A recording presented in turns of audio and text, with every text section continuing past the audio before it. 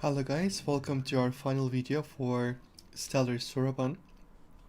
In here, I've checked the codes once again. You will have the link, don't worry about it, you can check it too, so you don't need to worry about it. First we are going to build our contract. Once we are done with coding, we will go with Suraban contract build, and when you click on enter, you will see the things will be downloaded, the files will be downloaded, and it will be compiled, and it will say finished in the end.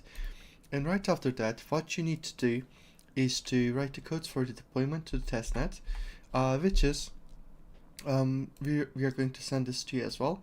Suraban contract deploy and the target in here.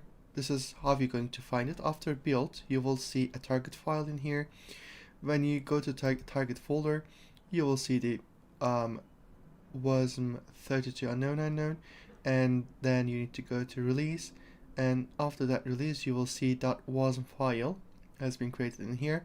So you're going to take this into here, and then what you need to go with network testnet, and then the source account 1, which you take it from your wallet, and then you need the network passphrase as this, and then you need the RPC URL.